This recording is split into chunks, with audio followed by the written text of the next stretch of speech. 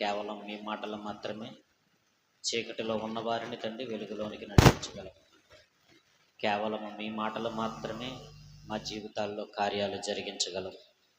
అటువంటి మీ మాటలను తండ్రి ఎవరు కూడా నిర్లక్ష్య పెట్టకుండా విలువైనటువంటి వర్తమానాన్ని తండ్రి హృదయంలో బదులుపరుచుకునే భాగ్యాన్ని ప్రతి ఒక్కరికి అనుగ్రహించమని మీ కృపాస్తాలకు అప్పగించుకుంటూ మా ప్రభువును మీ ప్రియకుమారుడైన యేసుక్రీస్తు వారి యొక్క దేవుని నామపరం తండ్రి ఆమేన్. క్రీస్తునందు ప్రతి ఒక్కరికి మన ప్రభువును రక్షకుడైన యేసుక్రీస్తు వారి యొక్క దివ్యమైన నామమున అందరికీ నా యొక్క శుభాలు తెలియజేస్తా ఉన్నాను. ప్రియులారా, ఈరోజు ఆగస్టు 15 స్వతంత్ర దినోత్సవము.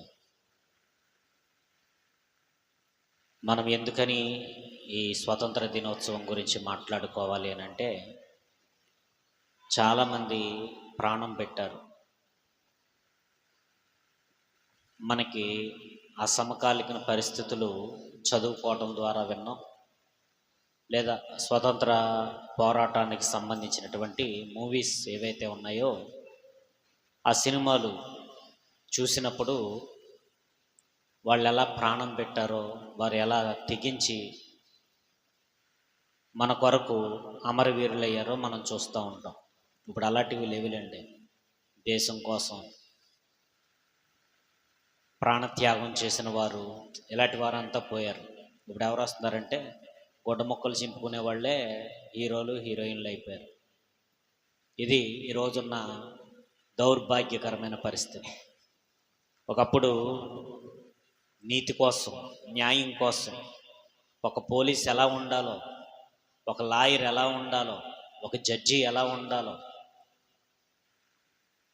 ఒక సామాన్యుడు సమాజంలో జరుగుతున్నటువంటి పరిస్థితుల మీద ఫైటింగ్ ఎలా చేయాలో, జరుగుతున్న అన్యాయాలను ఎలా అరికట్టాలో అన్నవి నాడున్న సమాజంలో ఉంటా ఉండేవి. ఈనాడున్న సమాజంలో అవి కనుమరుగైపోయినాయి. ఎందుకంటే ఎవరికి కూడా ఏం కనబడట్లేదు, విలువలు అన్నవి కనిపించట్లేదు.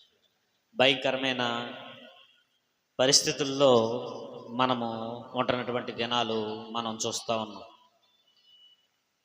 ఒకసారి బైబిల్లోనికి వెళ్ళి మనము ఆలోచించే ప్రయత్నము మనం చేద్దాం. ఎందుకంటే బైబిల్లో కూడా కొంతమంది బానిసలుగా బ్రతికిన సందర్భాలు మనకు తెలుసు. అయితే స్వతంత్రం రావాలి అని అంటే కొంతమంది ఖచ్చితంగా ఏమైపోవాలి? బలైపోవాలి. స్వతంత్రం రావాలని అంటే ఖచ్చితంగా నాయకుడు రావాలి. సామాన్యుడు ఒకవేళ బానిస ఎక్కడికి వెళ్ళినా బ్రతకలేడు, కానీ నాయకుడు ఎక్కడికి వెళ్ళినా బ్రతకగలడు. నాయకత్వ లక్షణాలు కలిగిన వాడు ఎక్కడికి వెళ్ళినా బ్రతకగలడు. బానిసత్వ బ్రతుకులు బతుకుతున్నవాడు ఎక్కడికి వెళ్ళినా బ్రతకలేడు. కానీ దేవుడికి ఎవరు కావాలి అని అంటే నాయకత్వపు లక్షణాలు కలిగిన వారు దేవునికి కావాలి. ఇబ్బందుల్లో, ఇరుకులలో, సమస్యలలో, శోధనలో ఎవరైతే ఉంటారో వారిని బలపరచటానికి ఎవడు కావాలనంటే నాయకుడు అన్నవాడు ఖచ్చితంగా కావాలి. అలాంటి నాయకత్వపు లక్షణాలు ఈరోజు మనం ఖచ్చితంగా తెలుసుకోవాలి. మరి ప్రాముఖ్యంగా యవనస్తులకి ఈ విషయం అర్థమైతే బాగుంటుంది.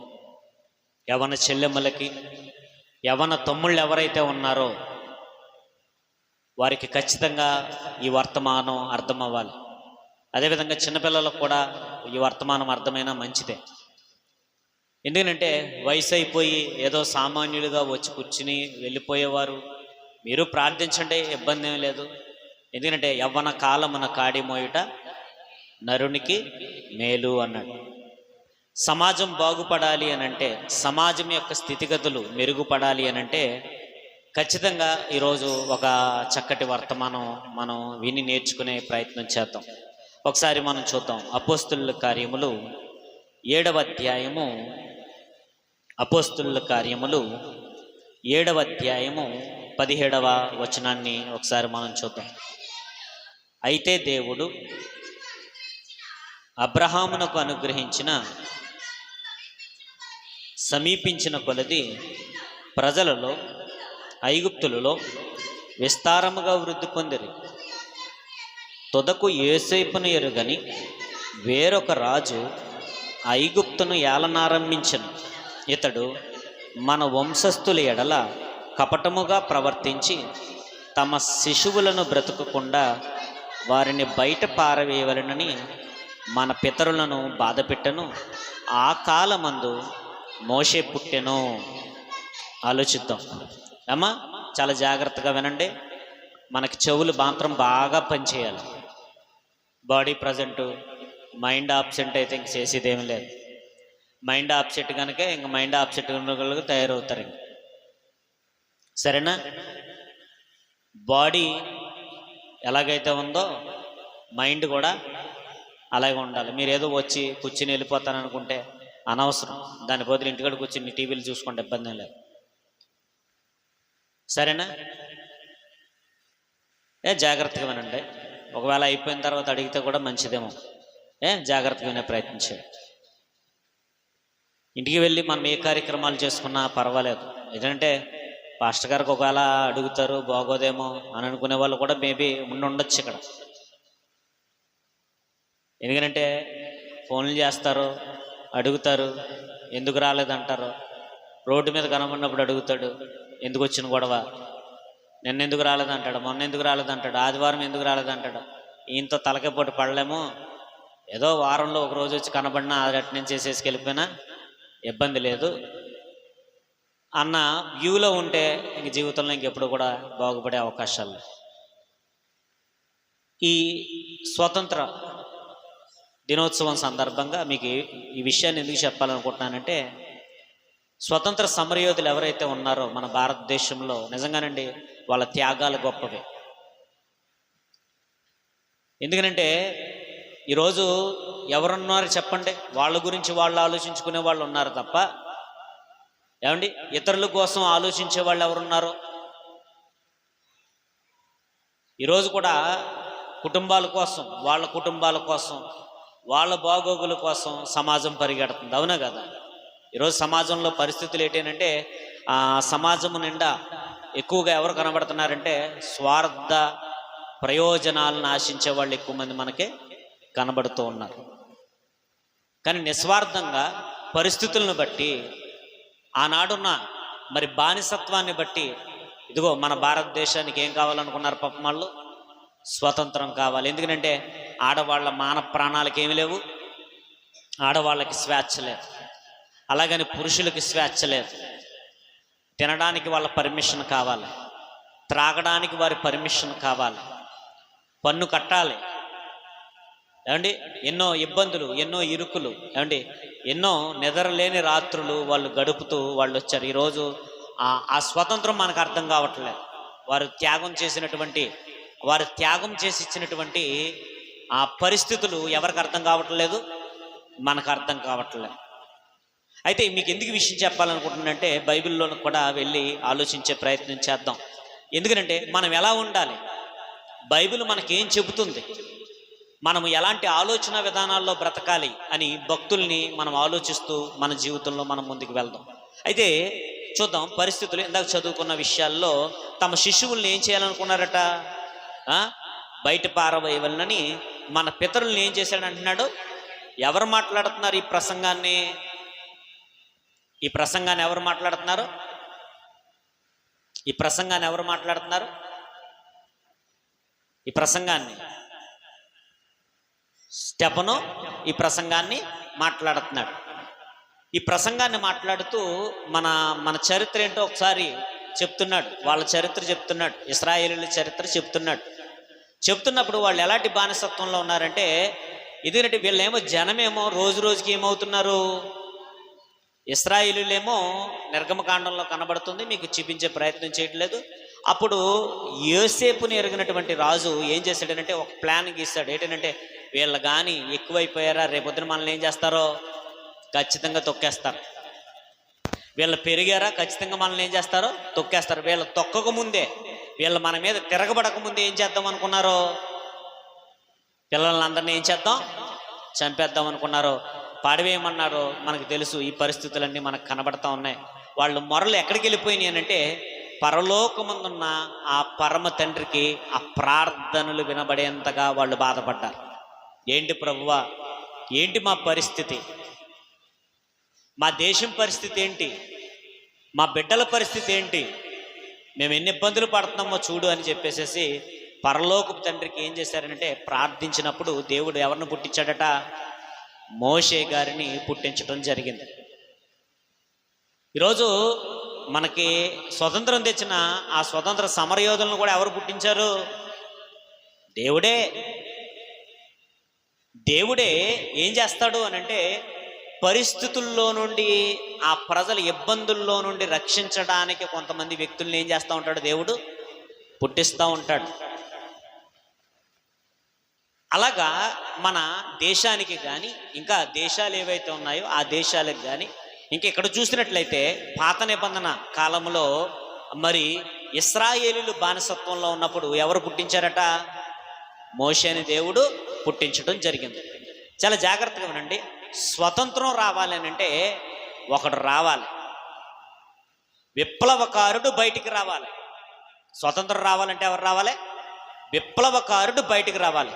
విప్లవకారుడు బయటికి రావాలి అని అంటే విప్లవ భావాలు ఉన్నవాడు కావాలి. విప్లవ భావాలు ఉంటే సరిపోదు, కానీ ఆ విప్లవ భావాలకు తగినట్టుగా వ్యక్తిత్వం అన్నదే కావాలి. ఎవరు పడితే వాళ్ళు నాయకత్వం కావాలి అనుకుంటే, ఎవరు పడితే వాళ్ళు నాయకులు కావాలనంటే ఎట్టి పరిస్థితుల్లోనూ నాయకులు కాలేరు. నాయకత్వం జరిగించటానికి సరైన ఆలోచన విధానం కలిగిన వారు కూడా కావాలి. చూడండి, మోషే గారి గురించి మనం ఆలోచిద్దాం. మోషే గారి తత్వం గురించి మనం ఆలోచిద్దాం. మోషే గారు ఎలాంటి వాడు చెప్తున్నాడు చూడండి ఒకసారి. అయితే 22వ వచనంలో చూడండి ఒకసారి. మోషే ఐగుప్తీయుల సకల విద్యలను అభ్యసించి మాటల యందును కార్యముల యందును ప్రవీణుడై ఉండెను. అతనికి 40 ఏండ్లు నిండవచ్చినప్పుడు ఇశ్రాయేలీయులైన తన సహోదరులను చూడవలెనన్న బుద్ధి పుట్టాను. చూడండి ఎంత మంచి వ్యక్తిత్వం కలిగిన వాడో. ఇతడు ఎలాంటి భోగభాగ్యాలతో ఉన్నాడో, ఎవరికి కుమారుడిగా పెంచబడుతున్నాడో, ఫరో కుమార్తెకు కుమారుడిగా ఏం చేయబడుతున్నాడో? పెంచబడుతున్నాడు. ఇతనికి ఇబ్బందులు ఏమైనా ఉన్నాయా? Happy life. ఇతనికి హ్యాపీ లైఫ్. ఇతడు సంతోషముగా ఉన్నాడో. తమ్ముడు ఎందుకు తిరుగుతున్నావు అన్నిసార్లు? నువ్వు కూర్చో. 2-3 సార్లు చూశాను, బయటికి వెళ్ళొచ్చు, మరి ఎందుకో వెళ్తున్నారు. సరే, ఎవరు కూడా నన్ను డిస్టర్బెన్స్ చేయకండి. ఎక్కడికి వచ్చాం? మోషే గారికి ఏమొచ్చిందట? చూడవలెనని. ఇప్పుడు ఇతని పరిస్థితి బాగుందా లేదా? యెకోబేదు అమ్రాము మనకు తెలుసు, తల్లిదండ్రులు. తల్లి పెంచుతుంది, చక్కగా పెంచుతుంది. ఏమంటే ఇతడి యొక్క కట్టు, ఇతని యొక్క బట్ట ఏదైతే ఉందో అవన్నీ కూడా ఎలాగున్నాయి? ఇశ్రాయేలీలాగా పెరగలేదు. అతను ఎలా పెరిగాడు? ఇశ్రాయేలీయుడే. ఎలాగా? ఐగుప్తీయుడి కింద పెరుగుతూ ఉన్నాడు. ఈ ఐగుప్తు బానిసత్వంలో ఎవరున్నారో? ఇశ్రాయేలు ప్రజలు. మీరు చాలా జాగ్రత్తగా ఉండండి, అర్థం చేసుకునే ప్రయత్నం చేయండి. స్వతంత్రం రావాలంటే ఎవరు రావాలి? నాయకుడు రావాలి. చివరి దగ్గరికి మన దగ్గరికి వద్దాం, మన గురించి ఆలోచించుకుందాం. స్వతంత్రం రావాలంటే ఎవరు రావాలి? నాయకుడు రావాలి. ఇప్పుడు నాయకుడు రావాలనంటే నాయకుడికి ఎలాంటి లక్షణాలు ఉండాలి? కొంచెం అంబింగ్ తగ్గించండి. ఎలాంటి లక్షణాలు ఉండాలి నాయకుడికి అని అంటే చూడండి, తన సహోదరుల గురించి ఆలోచించే బుద్ధి ఉండాలి. మీకు అర్థమవుతుందా? ఈరోజు దేవుని పిల్లలుగా మీరు ఎవరి గురించి మీరు ఆలోచిస్తున్నారు? మీకు అర్థమవుతుందా? మీ పక్కింటోళ్ళ గురించి మీరు ఆలోచిస్తారా? మీ గ్రామం గురించి మీరు ఆలోచిస్తున్నారా? ఈరోజు నా కడుపు నిండిపోయింది, అమ్మయ్య, ఓకే రైట్, ఈరోజు శుభ్రంగా నేను అన్నీ బాగున్నాను, నేను చక్కగా ఉన్నాను, నాకు ఇబ్బంది ఏం లేదు, దేవుడు నన్ను దీవించాడు, గాడ్ బ్లెస్, దేవుడు నన్ను బాగా దీవించాడు, ఈరోజు నేను బాగున్నాను, ఓకే రైట్. ఈరోజు తోడబుట్టిన చెల్లి గురించి ఆలోచించరు, తోడబుట్టిన అక్క గురించి ఆలోచించరు, తోడబుట్టిన తమ్ముడు గురించి ఆలోచించరు, తోడబుట్టిన అన్న గురించి ఆలోచించరు. అంటే కుటుంబంలో ఉన్న వారి గురించే ఆలోచించకుండా స్వార్థంగా బ్రతుకుతున్నటువంటి రోజులు ఇవి. దేవుణ్ణి నమ్ముకున్న వాళ్ళు ఎవరో సంఘానికి వచ్చేవాళ్ళలోనే ఈ దౌర్భాగ్యకరమైన పరిస్థితి. తోడబుట్టిన సహోదరుడు సహోదరి గురించి ఆలోచించని భయంకరమైన దినాల్లో బ్రతుకుతున్నటువంటి, నేను బాగున్నాను, నేను హ్యాపీ, లైఫ్ సెటిల్డ్ అయిపోయింది, నా లైఫ్ సెటిల్ అయిపోయింది, నేను బాగున్నాను, నేను హ్యాపీగా ఉన్నాను, నేను సంతోషంగా ఉన్నాను, ఇంకొకరి గురించి నేను ఆలోచించాల్సిన అవసరం లేదనుకునేటువంటి భయంకరమైన రోజుల్లో మనం బ్రతుకుతా ఉన్నాం. మీకు అర్థమవుతుందో లేదు? ఇప్పుడు మోషే గారు నాయకత్వం కలిగిన వాడు, నాయకత్వం లక్షణాలు కలిగిన వాడు ఎలా ఉండాలి అని అంటే, ఇతరులు తిండి తెప్పల గురించి కూడా ఆలోచించే ఆలోచన కలిగిన వాడే ఉండాలి. విప్లవ భావాలు దేవుడు చూస్తాడు. ఎలాంటి వ్యక్తిత్వం కలిగిన వాడు దేవునికి కావాలి? దేవునికి ఎలాంటి వ్యక్తిత్వం కలిగిన వారు కావాలి? మరి ప్రాముఖ్యంగా యవనస్తులారు ఆలోచించండి. ఈరోజు మీ గురించే నేను ప్రత్యేకమైన ఈ వర్తమానాన్ని సిద్ధపడుతున్నాను. చిన్నపిల్లలు, యవనస్తులు కొంతమంది ఉంటారు, వాళ్ళు రాగలరు, భక్తి చేయగలరు, వెళ్ళిపోతారు, వాళ్ళు ఇంకేం చేయలేరు. వాళ్ళ విషయాన్ని పక్కన పెట్టేయండి, వాళ్ళ గురించి మనం ఆలోచించాల్సిన అవసరం లేదు. వాళ్ళు ఏదో వస్తారు, భక్తి చేసుకుంటారు, వాళ్ళ కుటుంబాలు ఏదో చూసుకుంటారో వెళ్ళిపోతారో, ఇంకా వాళ్ళ గురించి మనం ఆలోచించుకోవాల్సిన అవసరం లేదు. మోషే గారు ఎలాంటి వాడనంటే, తన గురించి ఆలోచించుకునే వ్యక్తిత్వం కలిగిన వాడు కాదు. మోషే గారు హ్యాపీగా ఉన్నాడుగా, తనకి ఇబ్బంది ఏముంది, తన గురించి ఆలోచించుకోవాల్సిన అవసరం ఉంది. ఎందుకంటే తెలుసు మనకి, ఎబ్రిల్ రాసిన పత్రికలో కూడా మాట్లాడతాడు, మనకి తెలుసు. అయితే ఇక్కడికి వచ్చేద్దాం 23వ వచనం చూడండి ఒకసారి. అపోస్తలుల కార్యాలు 7:23 చదవండి. నిండ వచ్చినప్పుడు ఇశ్రాయేలీయులైన తన సహోదరులను చూడవలనని బుద్ధి పుట్టెను. అప్పుడు వారిలో ఒకడు అన్యాయమును అనుభవించుట అతడు చూచి వానిని రక్షించి బాధవాడిన వాని పక్షమున ఐగుప్తుని చంపి ఏం చేశాడట? ప్రతీకారం తీర్చుకున్నాడట. ఇప్పుడు ఎవరు సహోదరులు? ఇశ్రాయేలీలు తన సహోదరులు. మీకు అర్థమవుతుంది కదా? మీకు అర్థం అవడానికే, అర్థమయ్యే ప్రయత్నం చేస్తూనే నేను ముందుకు వెళ్తున్నాను. మీరు అర్థం చేసుకోండి. మీకు అర్థం కానట్టుగా నేనేం మాట్లాడాలని నేను అనుకోను. జాగ్రత్తగా వినండి, అర్థం చేసుకునే ప్రయత్నించండి. తన మనసు చూడండి, మోషే గారి మనసు చూడండి. మోషే గారి మనసు ఎలాంటిది అంటే, తను సింహాసనం, నెక్స్ట్ సింహాసనం ఎవరో? ఫరో తర్వాత ఎవరో? నెక్స్ట్ సింహాసనము తనదే, ఐగుప్తు సింహాసనము తనదే. నాయకత్వపు లక్షణాలు కలిగిన వాడు భోగభాగ్యాలను చూసుకోడు. నేను బాగుండాలి, రేపొద్దున నేను అధికారంలో, నేను పీఠం ఎక్కేసేసి నేను హ్యాపీగా శాసించి కూర్చుందామని అనుకోవట్లేదు అతను. ఎందుకంటే తను బాగున్నాడో, కానీ ఎవరి గురించి ఆలోచిస్తున్నాడో? అరే, నా సహోదరులు ఉన్నారు, బానిసత్వంలో ఉన్నారు, వాళ్ళు తింటున్నారు, వాళ్ళు తినటం లేదో, వాళ్ళని కొడుతున్నారా ఏంటి, వాళ్ళు ఎలా ఉంటున్నారు, వాళ్ళ పరిస్థితి ఏంటి, ఒకసారి చూద్దామని చెప్పేసేసేసి 40 సంవత్సరాలు వచ్చింది. ఎందుకంటే తల్లి చెబుతూ వచ్చింది, ఏమని చెప్పింది? రే బాబు, నువ్వు సామాన్యుడు కాదురా, నీ పుట్టుక సామాన్యమైన పుట్టుక కాదు. ఆ రోజుల్లో ప్రతి పిల్లవాడు కూడా పడవేయమంటే చంపబడితే పుట్టినవాడు నువ్వు సామాన్యుడు కాదు. నీ జీవితం సామాన్యమైన జీవితం కాదు. నువ్వెందుకు పుట్టావు? నువ్వు ఇశ్రాయేలు ప్రజలను రక్షించటానికి పుట్టిన కారణ జన్ముడివి అని చెప్పింది నిజంగానండి. అతను చూడండి, పిల్లల్ని ఎలా పెంచాలి? 4 రాళ్ళు వెనకేసుకోరా, 4 రాళ్ళు వెనకేసుకోరా, 4 రాళ్ళు వెనకేసుకోరా, 4 రాళ్ళు వెనకేసుకోరా. నువ్వు పోతా నా మీద ఒక రాయి వేసేరా, ఆ రాయి వేసేస్తే ఆ సమాధిలో నేను పడుకుంటాను రా, తర్వాత నువ్వు కూడా ఒక రాయి వేసుకోరా. ఇది ఈరోజు. ఏ రోజైనా మీ పిల్లలకి మంచి చెప్తున్నారు, రే మీరు మంచి చేయాలరా ఇతరులకి? పిల్లలకి ఎప్పుడన్నా చెప్తున్నారా? మేమే చేయమండి మంచి, మా పిల్లలకి ఏమి నేర్పుతామంటారు.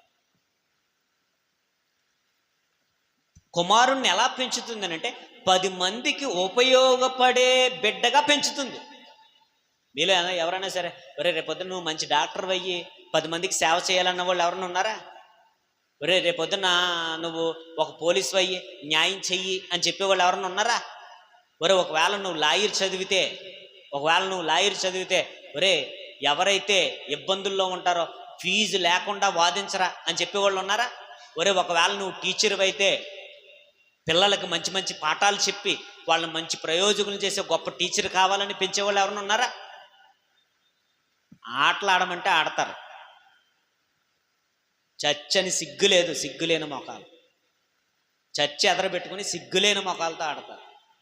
నెక్స్ట్ జనరేషన్లు పాడు చేయకండి. పిల్లలకి ఒక పద్ధతి నేర్పించండి, పిల్లలకి బైబిల్ నేర్పించండి, పిల్లలకి పాటలు నేర్పించండి అని అంటే ఎవరికి పట్టింపు ఉంది ఈరోజు?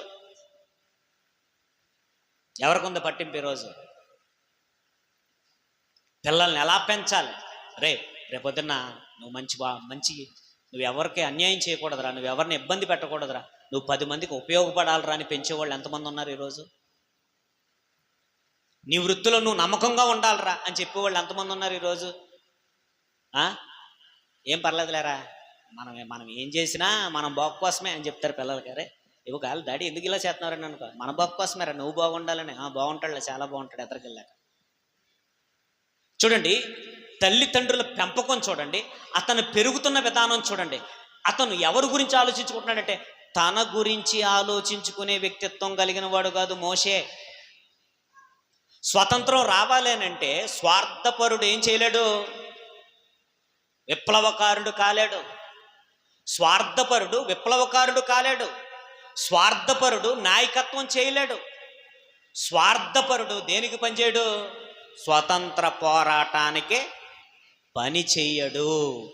గుర్తుపెట్టుకోండి, దేవుడి సన్నిధికి వచ్చిన వాడు స్వార్థపరుడు ఎవడైతే ఉంటాడో వాడి గురించి వాడు ఆలోచించి కూడా వేస్ట్. అలాంటి వాడు అనవసరం, దేవుడికి అనవసరం. ఎలాంటి వాడు కావాలి?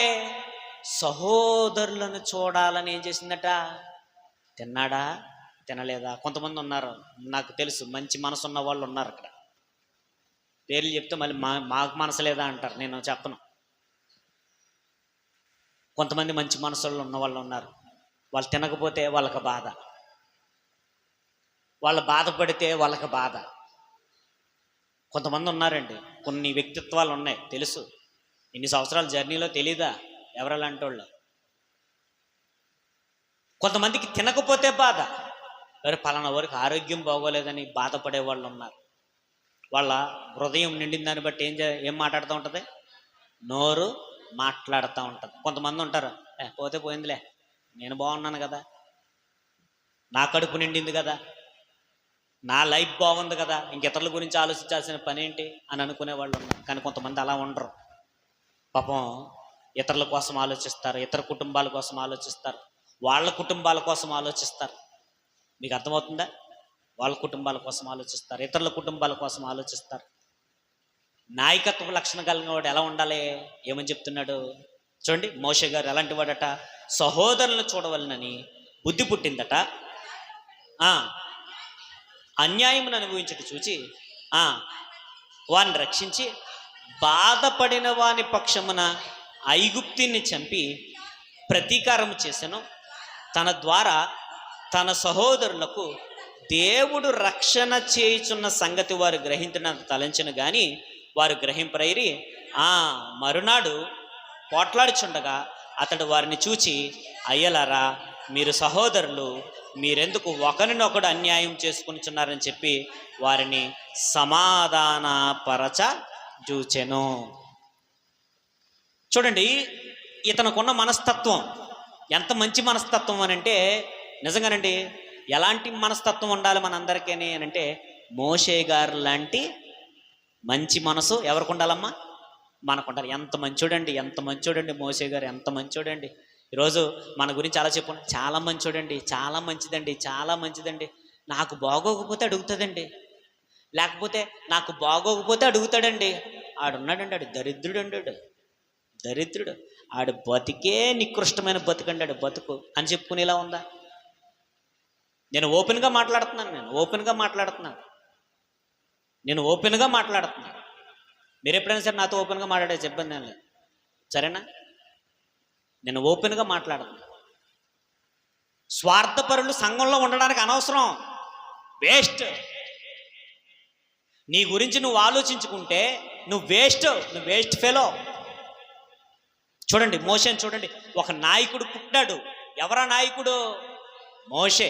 ఆయన ఎలాంటి వాడు అంటే తన గురించి ఆలోచించుకునే వ్యక్తిత్వం కలిగిన వాడు కాదు. ఆటోలో మంచి కొటేషన్ ఉంటుంది, ఏమనంటే అందరూ బాగుండాలి, అందులో నేను ఉండాలి, అందరూ నాశనం అయిపోయినా పర్లేదు, నేనే బాగుండాలనుకునేవాడు దరిద్రుడాడు. ఆటో వాడుకున్న జ్ఞానం ఎవరికి లేదు, ఈరోజు చచ్చుకొచ్చే వాళ్ళకి లేదు. ఆటో వాడుకు ఉందే, ఏమన్నా రాశాడు ఆటో వాడు?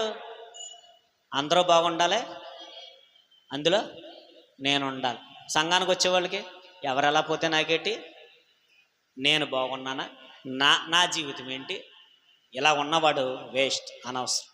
సంఘానికి వచ్చేవాళ్ళు మరీ ప్రాముఖ్యంగా ఎలాగ వచ్చేవాళ్ళు వేస్ట్. మనం ఎలా ఉండాలి అని అంటే ఈ స్వతంత్ర దినాన్న ఈ వర్తమానం మీకు గుర్తుండిపోవాలి. మరలా వచ్చే 15 వరకు కూడా గుర్తుండిపోయేంత విధంగా మీరు గుర్తెట్టుకోవాలి. ఎందుకంటే మనము ఇతరులకు కోసం ఆలోచించే వారంగా మనం ఉండాలి. మనం ఎలా ఉండాలి అని అంటే వాళ్ళ యొక్క వ్యాధులు కావచ్చు, వారి బాధలు కావచ్చు. చూడండి మోషే గారు చూడండి ఎంత మంచి మనసు కలిగిన వాడు. మరలా సహోదరుల దగ్గరికి వెళ్ళాడట. వెళ్ళి ఏం చేశాడంటే, అరే బాబు మీరెవరో అన్న, వాళ్ళిద్దరూ కొట్టుకుంటే ఈయనేమో ఐగుప్తుడి కింద ఉన్నాడు, ఇతనేమో మోషేని ఎవరు కాదనుకుంటున్నారో. మోషే ఫీలింగ్ ఏంటి, వీళ్ళ ఇశ్రాయేలీలంతా నా పిల్లలు. ఆ వాళ్ళకే ఫీలింగు మోషే మీద, ఇవేమో ఐగుప్తీయుడు, నువ్వేమో ఐగుప్తీయుడివి, మేమెవరో, మేము ఇశ్రాయేలీలు. మోషే ఫీలింగ్ ఏంటి,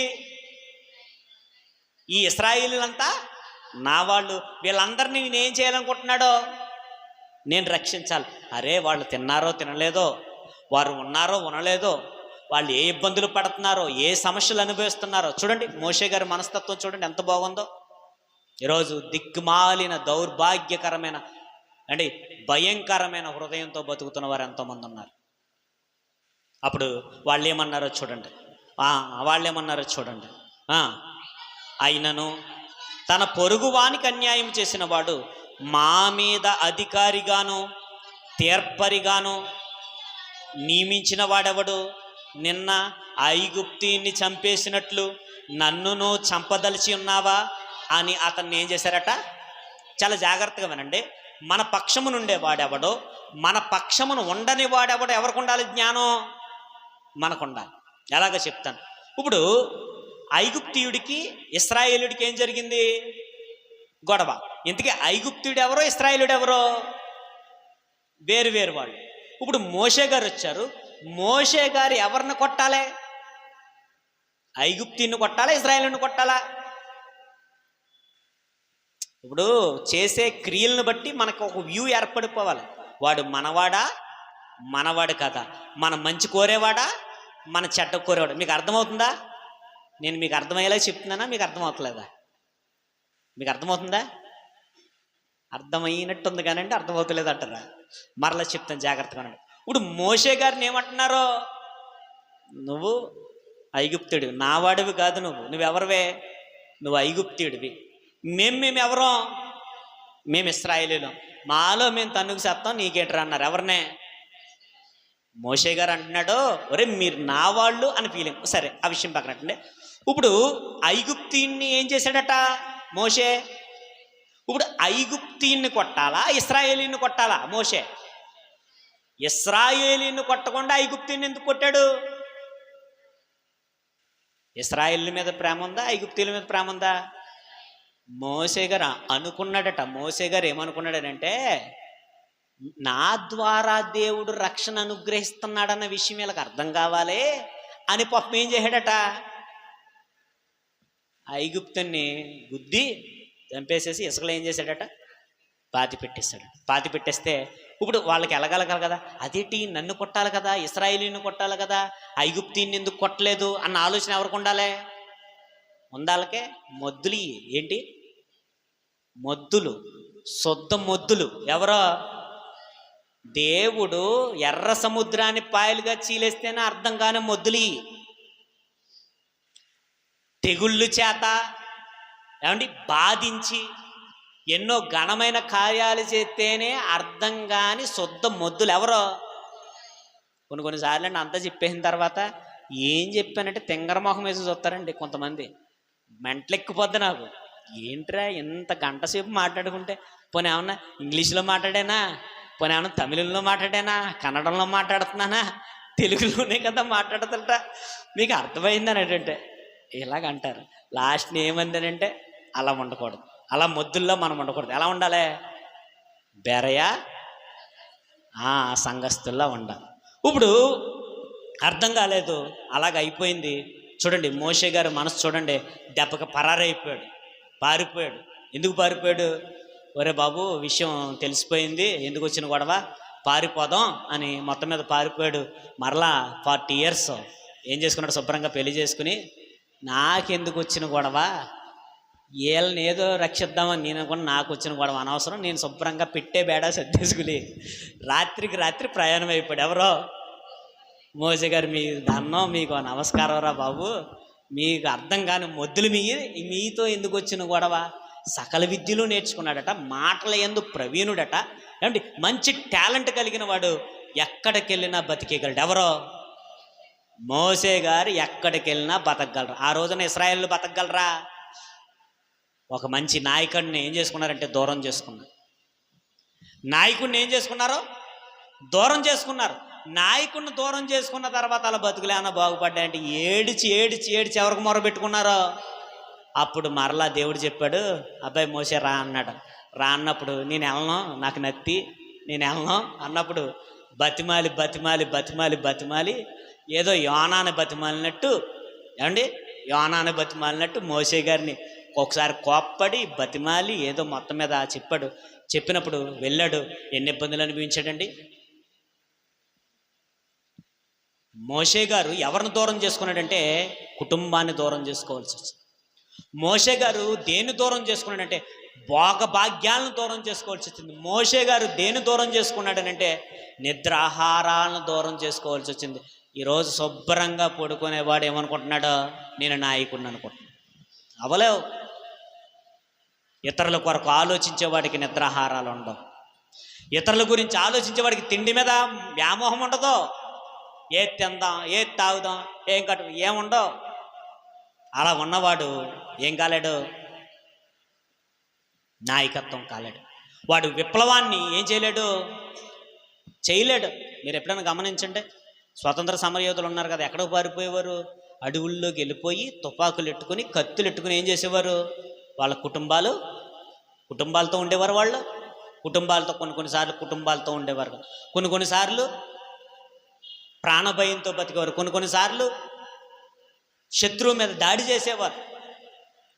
స్వతంత్రం ఎలా వస్తుంది? స్వతంత్రం ఎలాగొస్తుంది? దేవుడు మనల్ని ఎలా ఉండాలనుకుంటున్నాడు? మరీ ప్రాముఖ్యంగా ఈరోజు వినే వర్తమానం ఏంటంటే యవ్వనస్తులు మాత్రమే ఆలోచించండి. బాగా మీరు మాత్రం బాగా ఆలోచించండి. ఎందుకంటే యవ్వన కాలమున కాడి మోయుట నరునికి మేలు. యవ్వన కాలమున కాడి మోయుట నరునికి మేలు. చూడండి, వచ్చాడు. వచ్చిన తర్వాత అతను ఎన్ని దూరం చేసుకున్నాడు అంటే కుటుంబాన్ని దూరం చేసుకున్నాడు. ఎక్కడికో మిద్యాను అరణ్యానికి వెళ్ళిపోయాడు. ఎవరో తెలియదు, అక్కడ పరిస్థితులు ఏంటో తెలియదు. ఏమండి, పట్టుదల ఉన్నవాడు, బతకగలిగిన వాడు, సామర్థ్యం కలిగిన వాడు వెళ్ళిపోయాడు. ఎలాగైనా బతికేస్తాడు మోసే గారు. గొర్రెలు మేపుకుంటా బతికేశాడు. ఏమండి, ఎక్కడ ఉండాలి, ఎక్కడ పనిచేస్తున్నాడు? రాజదర్బారులో ఉండవలసిన వాడు ఎక్కడ పనిచేస్తున్నాడు? మిద్యాను అరణ్యానికి పోయి అక్కడ పెళ్లి చేసుకుని గొర్రెలను కాస్తుంటారు కదా, ఏమని వాళ్ళ భాష వేరేగా ఉంటుంది, రకరకాలుగా ఉంటాయి. పాపం మోసే గారు గొర్రెలతో బతికి బతికి బతికి భాష కూడా మర్చిపోయాడు. పాపం నేను నత్తోండు ప్రభువా అన్నాడు. ఎన్ని సంవత్సరాలు ఉండిపోయాడు? ఒక విప్లవకారుడికి వచ్చినటువంటి ఇబ్బందులు. దేవుడికి ఎలాంటి వాడు కావాలనంటే ఇలాంటి విప్లవ భావాలు. స్వార్థపరుడు దేవుడికి అవసరం. నీ స్వార్థం నువ్వు చూసుకునేవాడు దేవుడికి అవసరం ఎట్టి పరిస్థితుల్లోనూ లేదు. నువ్వు అవసరం లేదు. ఎందుకంటే నీ ద్వారా ఏం జరిగించుకోలేడు దేవుడు. కార్యాలు ఎట్టి పరిస్థితుల్లోనూ చేయించుకోలేడు. ప్రియమైన యవ్వనస్తులారా ఆలోచించండి, మనము ఎంత నిస్వార్థంగా దేవుని పరిచర్యలో ఉన్నాం. ఏమండి అలాగా 40 సంవత్సరాలు నడిపిస్తున్నాడు. ఎన్నో ఇబ్బందులు అనుభవించాల్సి వచ్చింది. కొన్నిసార్లు తిండి కోసం మోషేని తిట్టుకున్నారు, కొన్నిసార్లు మాకు నీళ్లు లేవని తిట్టుకున్నారు. ఏమండి మాకు ఆ సదుపాయాలు లేవు, మాకు ఈ సదుపాయాలు లేవు, మేము అక్కడ ఉన్నప్పుడే బాగున్నాం, మేము అక్కడ కీరకాయలు మేము దోసకాయలు తిన్నామని తిరగబడినప్పుడు ఎన్నో ఇబ్బందులు అనుభవించాడు. ఓపిక సహనం కలిగిన వాడు ఎవరో మోషే గారికి ఏముండాలి? ఎందుకంటే అండి ఈరోజు కుటుంబాన్ని ఆగలేకపోతున్నాం మనం, 2 బిడ్డలను నడిపించలేకపోతున్నాం. 2 బిడ్డలను నడిపించలేనప్పుడు ఎందుకంటే మనం లక్షలాది మందిని నడిపించటానికి ఎంత నిస్వార్థంగా వెళ్తుంటే ఈరోజు 2 బిడ్డలను మనం నడిపించలేకపోతున్నామే. 3 పిల్లలుంటే 3 పిల్లలను మనం నడిపించలేకపోతున్నామే. లక్షలాది మంది ప్రజల్ని నెత్తి మీద ఎట్టుకుని మోసాడు. నేనేమన్నా వీళ్ళని కన్నానా అని అడుగుతాడు. మీకు గతంలో చెప్పాను, నేను మిమ్మల్ని వీళ్ళందరినీ కన్నానా, ఇలా నా కడుపును పుట్టినోళ్ళల్లో నాకేటి అన్నాడు. ఎవరో మోసే గారు దేవుణ్ణి ప్రశ్నించాడు. అప్పుడు సొల్యూషన్ చెప్పాడు. మీకు గతంలో చెప్పాను, మీకు గుర్తుంటే మంచిది, గుర్తు లేకపోతే నేనేం చేయలేను. చూడండి మోసే గారు చూడండి, ఓర్పుతో సహనముతో అన్ని లక్షల మంది బాగోగులను చూడడానికి నిలబడ్డాడు. ఏమంటే ఈరోజు నిజంగా మోసే గారి స్థానంలో మనం ఉంటే మన పక్కింటోడి గురించి ఆలోచించలేను మనం, మోసే గారు అంత నాయకత్వం మనకు ఉంటుందా? ఒక ఇల్లు గురించి కడుపును పుట్టిన తోబుట్టిన వాళ్ళ గురించి ఆలోచించలేని పరిస్థితి, కడుపును పుట్టిన వాళ్ళ గురించి ఇలాంటి స్వార్థం మనకు ఉంటే మనము నాయకత్వం జరిగించగలమా? అంటే రేపొద్దున యవనస్తుల గురించి చెప్తున్నాం. యవనస్తులు ఆలోచించాలి. ఎందుకు విషయం చెప్తున్నానంటే, ఇప్పుడు ఐగుప్తు బానిసత్వంలో నుండి ఎక్కడికి వెళ్ళాలి? పాలు తేనెలు ప్రవహించే కనాను దేశానికి వెళ్ళాలి. ఇప్పుడు కనాను దేశానికి నడిపించాలని అంటే ఎంత నిస్వార్థపరుడై ఉండాలి? మీకు అర్థమవుతుందా? ఎంత నిస్వార్థపరుడైతే మోషేని నియమించుకుంటాడు దేవుడు. తిండి మీద వ్యామోహం లేనివాడు, అధికారం మీద వ్యామోహం లేనివాడు, స్త్రీ మీద వ్యామోహం లేనివాడు ఎవరో, భోగభాగ్యాల మీద వ్యామోహం లేనివాడు ఎవరో. ఈరోజు నీకు తిండి అంటే పిచ్చి, చచ్చిపోతాం అంతే, తిని చచ్చిపోతాం అవసరమైతే. ఈరోజు అధికారం అంటే పిచ్చి, ఈరోజు భోగభాగ్యాలంటే పిచ్చి, అనుభవించాలన్న పిచ్చి, లగ్జరీగా ఉండాలన్న పిచ్చి. ఈ పిచ్చున్న వాళ్ళు ఈరోజు సమాజంలో ఎక్కువగా కనబడుతున్నారు. మరి ఆనాడు ఐగుప్తు బానిసత్వం నుండి విడిపించటానికి ఒక నిస్వార్థపరుడైనటువంటి నాయకుడు వచ్చాడు. ఎవరైనా ఎన్నో ఇబ్బందులు అనుభవించాడు, ఇరుకుల్లో అనుభవించాడు, సమస్యలు అనుభవిస్తూ వాళ్ళతో పోరు అనుభవిస్తూ వాళ్ళతో ఇబ్బందులు అనుభవిస్తూ ఒక మంచి సాక్ష్యాన్ని పొందుకున్నాడు. ఎవరో మోషే గారు. ఇప్పుడు అపోస్తలుల కార్యాల్లో మాట్లాడుతూ ఈ మోషే గురించి మాట్లాడాడు, అలాగే యోసేపు గురించి మాట్లాడాడు. చివరగా ఎవరి దగ్గరికి వస్తాడంటే ఆయన యేసుక్రీస్తు వారి దగ్గరికి వచ్చినట్టుగా మనం చూద్దాం. ఆ సందర్భంలో కూడా మనం చూస్తే అదే అధ్యాయము ఒకసారి మనం చూద్దాం. 45 చూడండి. మన పితరులు తమ పెద్దల చేత దాన్ని తీసుకున్న వారే దేవుని నుండి వెళ్ళగొట్టిన జనములు స్వాధీనపరుచుకున్నప్పుడు యెహోషువ కూడా ఈ దేశంనకు తీసుకుని వచ్చారు. అది దావీదు దినముల వరకు ఉండెను. అతడు దేవుని దయను పొందాడు,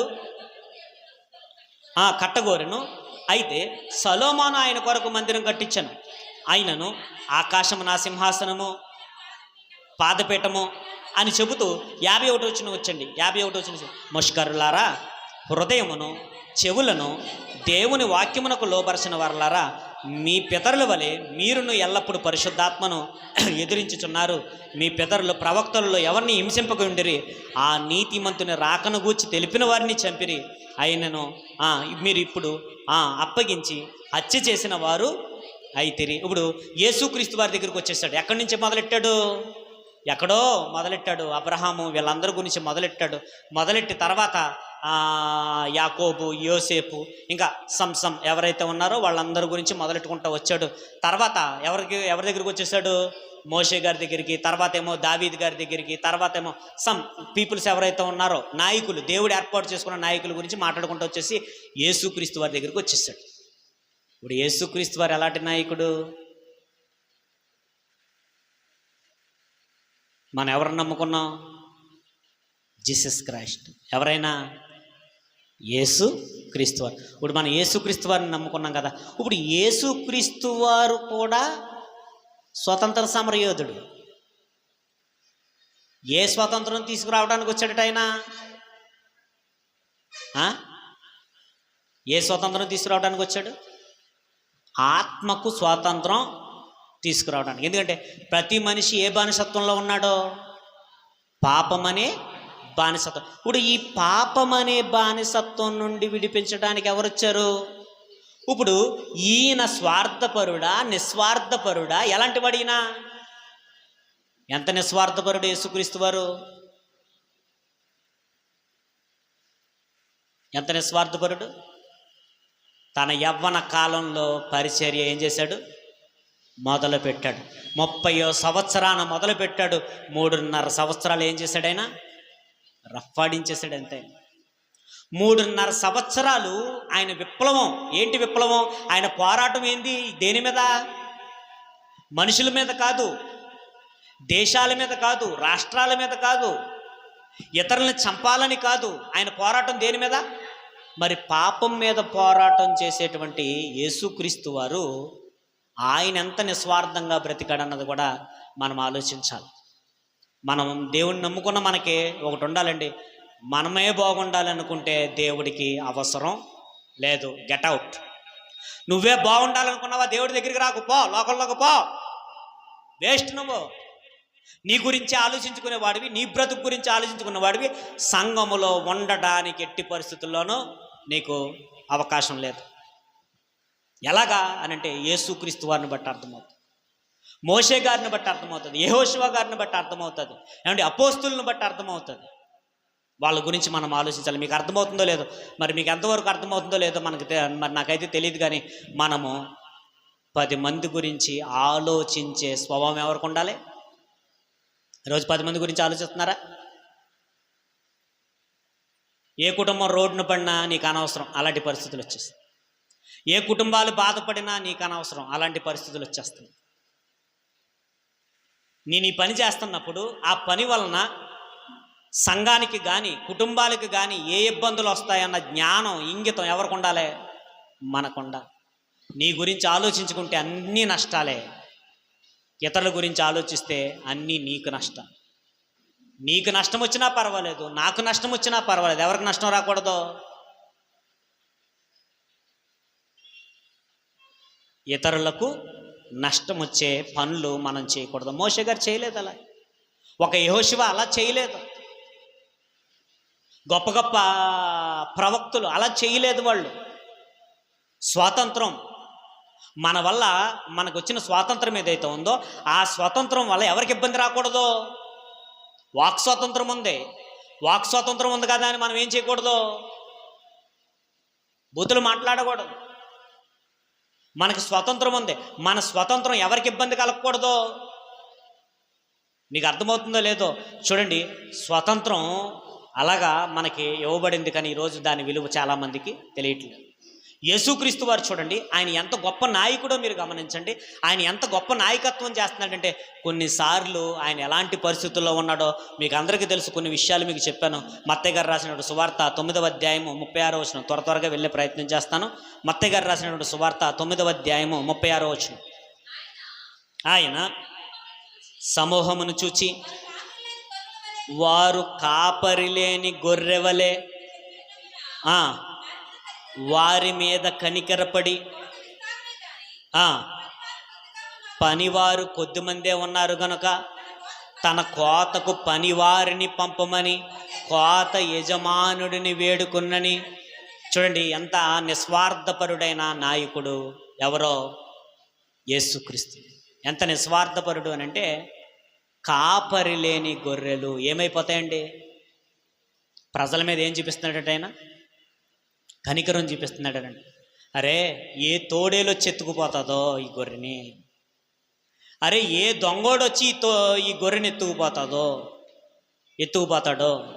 ఒక సింహం, ఒక పులి, ఒక ఎలుగుబంటి, దొంగల వలన గొర్రెలకు ఇబ్బంది, క్రూర మృగాల వలన ఎవరికి ఇబ్బంది? గొర్రెలకు ఇబ్బంది. ప్రజలు ఎలాగున్నారట? కాపరి లేని ఉండటం చూసట ఆయన అనుకుంటున్నాడట, ఇలా కాదు, వీళ్ళు ఎలా ఉండకూడదు, వీళ్ళకి మంచి చెడ్డలు నేర్పేవాళ్ళు లేరు, మంచి చెడ్డలు నేర్పేవాళ్ళు ఉండాలి అని చెప్పేసి యేసుక్రీస్తు వారు చూడండి అనేక మందిని ఏం చేయమంటున్నాడు, పంపండి అంటున్నాడు. ఇప్పుడు మరి పంపాలంటే వాళ్ళు ఎలా ఉండాలి, అది తర్వాత భాగంలో మనం ఆలోచన. దేవుడి పని కొరకు నియమించుకోవాలంటే వాళ్ళు ఎలా ఉండాలన్నది కూడా తర్వాత ఆలోచించే ప్రయత్నం చేద్దాం. చూడండి యేసుక్రీస్తు వారికి ఏముందట, కనికరం ఉందంటే ఎవరి గురించి ఆలోచిస్తున్నాడు ఆయన? ఎవరి గురించి ఆలోచిస్తున్నాడు? మనం ఎవరి గురించి ఆలోచిస్తున్నాం? పిల్లలు అప్పుడప్పుడు కొట్టుకుంటూ ఉంటారు, నాది నాది నాది నాది అని కొట్టుకుంటుంటారు పిల్లలు. అప్పుడప్పుడు చెప్తూ ఉంటాను, పిల్లలకి చెప్తూ ఉంటాను, రే తిండి కోసం కొట్టుకోకుండా.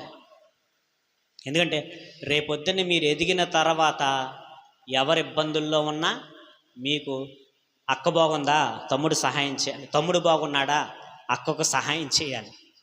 అప్పటి నుంచి చెప్తాను, మీరు తిండి కోసం కొట్టుకోకుండా. ఎవరి గురించి ఆలోచించాలి? నా కడుపు గురించి నేను ఆలోచించుకోకుండా, నీ కడుపు గురించి నువ్వు ఆలోచించుకోకుండా, మన కడుపు గురించి మనం ఆలోచించుకోకుండా, మన కుటుంబంలో ఉన్న వాళ్ళు కావచ్చు, మన పక్క వాళ్ళు కావచ్చు, మనం ఏం చేయాలి? దేవుడు ఏం చెప్తున్నాడు? యేసుక్రీస్తు వారిలో మనకేం కనబడుతుంది? తన గురించి ఆలోచించుకుంటున్నాడా, ఆ సమూహం ఎవరైతుందో సమూహం కోసం ఆలోచించుకుంటున్నాడా?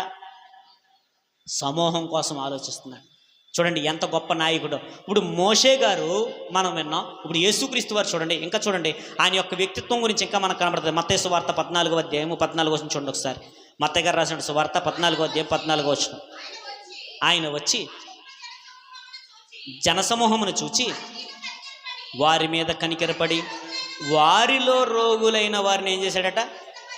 చూడండి, ఎవరికన్నా ఆరోగ్యం బాగోలేదు, ఇంటికి వెళ్ళి ఏ రోజన్నా ప్రార్థన చేసావా? నీకు ఆరోగ్యం బాగోకపోతే వస్తావు ఏమని, ప్రార్థన చెయ్యండి అయ్యగారు అని. ప్రార్థన చేయమంటే ప్రార్థన తెగులు. దేంతో గడుపుతున్నారు? సెల్ ఫోన్లతో గడుపుతారు. దేంతో గడుపుతున్నారు? ఆటలతో గడుపుతున్నారు. మీకు ఎవరు ఆరోగ్యం బాగోకపోయినా మీకు అనవసరం, ఏ కుటుంబం బాగోకపోయినా మీకు అనవసరం. ఏమండి, ఎవరు ఎన్ని మానసికమైన ఇబ్బందులు పడుతున్నా మీకు అనవసరం. అంటే అనవసరమైన వాళ్ళ గురించి చెప్తున్నాను. మరి ఎందుకు రావడం సంఘానికే? జాలి, కనికరము, ఇతరుల గురించి ఆలోచించలేని వారు ఎవరికి అవసరం లేదు? దేవుడి పనికి అవసరం. నీ గురించే నువ్వు ఆలోచించుకుంటానంటే వద్దు, లోకంలోకి పో, ఇబ్బంది ఏం లేదు, ఇబ్బంది ఏం లేదు. నీ స్వార్థం కోసం ఆలోచించేవాడివి నువ్వు, అవసరం లేదు. దేవుడి పనికి నువ్వు అనవసరం, వేస్ట్ వేస్ట్. చూడండి యేసుక్రీస్తు వారికి ఏముందట? కనికరం ఉంది. ఎవరైనా రోగులు ఉన్నారా, మనం వాళ్ళ గురించి ప్రార్థన చేయాలి. కాపరి లేక ఇబ్బంది పడుతున్నారా, వాళ్ళ గురించి మనం ప్రార్థన చేయాలి. సమూహం లోకంలో కలిసిపోతున్నాయా, మనం ఏం చేయాలి? ప్రార్థన చేయాలి. చూడండి ఇంకా చూడండి ఆయన కనికరం గురించి మాట్లాడుతూ మత్తయి గారు రాసిన సువార్త, ఇంకా చాలా విషయాలు ఉన్నాయి, క్లుప్తంగా నేను మీకు మాట్లాడతాను. మత్తయి సువార్త 15వ అధ్యాయం 32వ వచనం చూడండి ఒకసారి. అంతటా యేసు తన శిష్యులను పిలిచి, ఈ జనులు నేటికిని 3 దినముల నుండి నా యొద్దనున్నారు, వారికి తిన ఏమీ లేదు గనక వారి మీద నేను కనికరపడుచున్నాను. వారు మార్గములో మోర్చబోదురేమో అని వారిని ఉపవాసముతో పంపివేయుట నాకు మనసు లేదని చెప్పండి. మీరు ఆలోచించండి, యేసుక్రీస్తు వారు ఎంత గొప్ప నాయకత్వం కలిగిన వాడంటే ఎవరు తిండి కోసం ఆలోచిస్తున్నాడో మనం పిచ్చిలో పెట్టి దాచేసుకుంటాం. మనం 2 రోజులకు 3 రోజులకు దాచేసుకుంటాం. అత్తగారికి వేయరు కొంతమంది మాంగారికి ఎట్టరు, కొంతమంది తోబుట్టోలు ఎట్టరు. పిచ్చిలో పెట్టి దాచేసుకో, మోసం చెట్టేసేసేసి శుభ్రంగా సెలైన్ ఎక్కించుకున్నా నీకు ఇబ్బంది లేదు. నువ్వు హాస్పిటల్కి పోయి మోసం చెట్టేసుకుని హాస్పిటల్కి పోయినా నీకు ఇబ్బంది లేదు. పెట్టుకో, ఫ్రిడ్జ్లో బాగా పెట్టుకో, 3 రోజులు 4 రోజులు పెట్టుకుని శుభ్రంగా తిను. శుభ్రంగా మొక్కలన్నీ ఏపుకుని బాగా ఏపుకుని నీ కుటుంబం గురించి కూడా నువ్వు ఆలోచన బాగా ఏపుకుని తిని హాస్పిటల్కి పెట్టు. యేసుక్రీస్తు వారు చూడండి, నాకు ఆకలి వేస్తుంది అంటున్నాడు ఆయన. ఎవరికి ఆకలి వేస్తుంది అంటున్నాడు? ఎవరి ఆకలి తెలిసిపోయిందట. మీకు అర్థమవుతుందా? యేసుక్రీస్తు వారు ఎంత గొప్ప నాయకుడో, నాయకత్వం కలిగిన వాడో మనకు అర్థం కాదు. ఈ మాట గురించి ఒక మంచి మాట ఉంటుందండి. యెషయా గ్రంథంలో ఆయన గురించి ఒక మంచి మాట ఉంటుంది, చూద్దాం. యెషయా గ్రంథం 63వ అధ్యాయం 9వ వచనం. యెషయా గ్రంథము 63వ అధ్యాయము 9వ వచనం చూడండి ఒకసారి. యెషయా గ్రంథము 63వ అధ్యాయము 9వ వచనం. 7 నుంచి చూద్దాం. యెహోవా మనకు చేసిన వాటినన్నిటిని బట్టి, యెహోవా కృపాతిశయమును, యెహోవా స్తోత్రములను గానము చేతును, తన వాత్స్యములను బట్టి, కృపాబాహుల్యమును బట్టి ఇశ్రాయేలు యొక్క వంశస్థులకు ఆయన చూపిన మహాకనికరమును. దేవుడికి ఏముందట? మహాకనికరం ఉందట. ఆ కనికరం గురించి మాట్లాడుతూ ఇంకా మాట్లాడుతున్నాడు. వారు నా జనులనియు అబద్ధమాడనేరని పిల్లలనియు. ఆయన ఏమనుకున్నాడట పాపం? ఆయనకి ఎంత పిచ్చో చూడండి. నా పిల్లలు ఎలా ఉండాలనుకున్నాడట? అబద్ధమాడనేరని పిల్లలో. వాళ్ళ అబద్ధాలు కూడా ఆడకూడదు అని అనుకుంటే ఈరోజు ఎన్ని అబద్ధాలో, ఎన్ని మోసాలో. ఆయన ఎందుకు వారికి కృప చూపిస్తున్నాడో, వారికి ఎందుకు కనికరం చూపిస్తున్నాడో, మీరు అబద్ధాలు చెప్తారని కాదు. ఏం తెలియలేదులేరా పాస్టర్ గారికి, ఇబ్బంది ఏం లేదు, ఆయన తెలిసేటి, నువ్వు ఎక్కడున్నావో ఆయనకి తెలిసేటి, ఏం పర్వాలేదని ఏమండి దిక్కుమాలిన సలహాలు ఇచ్చే యవనస్తులు ఉన్నారు, యవన చెల్లెమ్మలు ఉన్నారు, యవనస్తులు ఉన్నారు. అబద్ధమాడనేరని పిల్లలని. ఆయన ఎలా ఉండాలనుకుంటున్నాడు? ఆయన ఎందుకని వాళ్ళ మీద కృప చూపిస్తున్నాడు? వాళ్ళ మీద ఎందుకు కనికరం చూపిస్తున్నాడు అంటే ఆయనలో ఉన్న గుణగణాలు ఎవరిలో ఉండాలని? ఆయన నమ్ముకున్న వారిలో కూడా ఉండాలని. చూడండి, ఆయన ఎలాంటి నమ్ముకున్న వారిలో ఆయన గుణగణాలను బట్టి చూద్దాం ఒకసారి. యావత్ బాధలో ఏం చేశాడట ఆయన? వాళ్ళ ఆకలితో ఉన్నాడు అనుకోండి, ఎవరికి ఆకలేసిదట? దేవుడికి ఆకలేసిదట. వాళ్ళ కష్టాల్లో ఉన్నారనుకోండి, ఎవరు కష్టంగా భావించేవాడట? దేవుడికి కష్టంగా భావించేదట. వారు అనారోగ్యాలతో ఉన్నారనుకో, ఎవరు బాధపడేవారట? వారు ఇరుకుల్లో ఉన్నప్పుడు ఎవరు బాధపడే? యావత్ బాధలో ఏం చేసేవాడట? అంటే ఏడ్చేవారితో ఏడుస్తాం. ఈరోజు భలే జరిగింది, భలే ఏడుతున్నారు, భలే ఏడల్లే ఎల్లో ఏడిస్తేనే. మనం నవ్వుతే నవ్వెత్తనాడు ఈడు అనవసరంగానే. ఎప్పుడు ఏడిస్తే బాగున్నా, ఈడు ఎప్పుడు ఏడిస్తే బాగున్నా. ఏడ్చినప్పుడు ఏడ్చే మనసు ఉండాలి, మనం నవ్వినప్పుడు నవ్వే మనసు ఉండాలి. ఎవరిదే మనసు? దేవుడిది. యేసుక్రీస్తు వారు కనికరం చూడండి, ఆయన ఎంత గొప్ప నాయకుడు అంటే పాపము నుండి విమోచించే దేవుడు ఎలా ఉన్నాడో. ఇప్పుడు స్వతంత్రం రావడానికి ఎన్ని త్యాగాలు చేయాలి? మరి పాపము నుండి స్వతంత్రం రావాలంటే, మనిషి పాపము నుండి విమోచించాలంటే మనం ఎలా ఉండాలి? ఎవరిని బట్టి మనం అర్థం చేసుకోవాలి? నాది, నా స్వార్థం అనుకుని మనం వదిలేయాలి. అలాగ ఉన్నప్పుడే దేవుడు మనల్ని హర్షిస్తాడు. ఆయన పనిలో మనల్ని నమ్మకంగా నిలబెట్టుకుంటాడు. వాళ్ళకి ఆకలేస్తుంటే ఎవరికి ఆకలేస్తుంది? వాళ్ళని కొడుతుంటే ఎవరికి తగులుతుంది దెబ్బ? అపోస్తుల కార్యాల్లో మనకు కనబడితే చూద్దాం. అపోస్తుల కార్యములు మంచి మాట మనకు ఉంటుంది కదా, ఒకసారి మనం చూద్దాం. సౌలు సందర్భానికి వచ్చేద్దాం ఒకసారి. అపోస్తుల కార్యములు 9వ అధ్యాయము 3వ వచనం నుండి ఒకసారి మనం చూద్దాం. అతడు ప్రయాణం చేయుచు దమస్కు దగ్గరకు వచ్చినప్పుడు అకస్మాత్తుగా ఆకాశం నుండి ఒక వెలుగు అతని చుట్టూ ప్రకాశించెను. అప్పుడు అతడు నేల మీద పడి, సౌలా సౌలా, నీవేళ నన్ను హింసించుచున్నావని తనతో ఒక స్వరము పలుకుట వినెను. అమ్మ, అందరికి అర్థమవుతుందా? నేను చెప్పే విషయాలు మీకు గ్రహింపవుతున్నాయా? ఇప్పుడు ఎవరిని సౌలు ఇబ్బంది పెడుతున్నాడో? సంఘాన్ని బాధ పెడుతుంటే నొప్పి ఎవరికి కలుగుతుంది? సంఘం బాధపడ్డదనుకోండి, ఎవరు బాధపడతారో? దేవుడు బాధపడతాడు. సంఘం బాధపడతంటే దేవుడు బాధపడుతున్నాడు అంటే మనకు బాధ కలిగింది అనుకోండి, ఎవరి బాధ అది? ఎవరి బాధ? యేసుక్రీస్తు వారి బాధ. చూడండి, ఆయన ఎలాంటి నాయకత్వం కలిగిన వాడు? స్వార్థపరుడు కదా ఆయన. ఇలాంటి పరిచర్యల్లోనికి కోతవారు కావాలని ఆలోచించుకొని పిలవటం ప్రారంభించాడు. వాళ్ళు ఎలాంటి వాళ్ళే ఉండాలి? ప్రభు పరిచర్య చేసేవాడు ఎలా ఉండాలంటే విప్లవ భావాలు ఉండాలి. వాడికి విప్లవ భావాలు ఉండాలి. ఏ విప్లవ భావం ఉండాలి? ప్రభు పరిచర్య చేసేవాడికి ఎలాంటి విప్లవ భావం ఉండాలి? ఆ విప్లవ భావం ఉన్నవాడు దేనినైనా త్యాగం చేయడానికి సిద్ధపడాలి. మాట ఒకటి చేత ఒకటి అయితే పనిచేయదు దేవుడి దగ్గర. నీ మాట ఒకటి నీ బతుకోటి అయితే పనిచేయదు దేవుడి దగ్గర. వెళ్ళిపో లోకంలోకి పోయి బతుకు, లోకంలోకి పోయి బతుకో, ఇబ్బంది ఏం లేదు. నీ మాట ఒకటి నీ బతుకోటి అయినప్పుడు, నీ చేత ఒకటి అయినప్పుడు ప్రభువు పరిచర్యకి మనం అనవసరం. ఇలాంటి పరిచర్యలో, నిస్వార్థపూరితమైన పరిచర్యలో ప్రభుకి ఎలాంటి వారు కావాలనుకున్నాడని అంటే చూద్దాం. మత్తయి గారు రాసినటువంటి సువార్తలో మనకి మంచి విషయాలు మనకు కనబడతాయి. మత్తయి గారు రాసినటువంటి సువార్త 4వ అధ్యాయము 18వ వచనం. మత్తయి గారు రాసినటువంటి సువార్త 4వ అధ్యాయము 18వ వచనం చూద్దాం ఒకసారి. యేసు గలిలయ సముద్రపు తీరం నడుచుండగా పేతురు అనబడిన సీమోను, అతని సహోదరుడైన ఆంద్రేయ అని 2 సహోదరులు సముద్రములో వలవేటు చూచెను. వారు జాలరులు.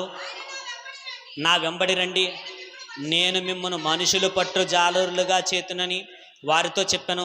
వెంటనే వారు తమ వలలు విడిచిపెట్టి, ఏమండి, పరిచర్యలో రేపొద్దున పిల్లలారా, చిన్నపిల్లలారా, మరి మీకు ఎంతవరకు అర్థమవుతుందో తెలియదు. యవనస్తులారా, ప్రభువును ప్రేమించండి. ప్రభు కన్నా దేన్ని ఎక్కువగా ఎవరో కూడా ప్రేమించకండి. నీకు అర్థమవుతుందా? ఎటబ్బా అర్థమవుతుందా? ఏమన్నా డౌట్ వచ్చింది ఏంటి?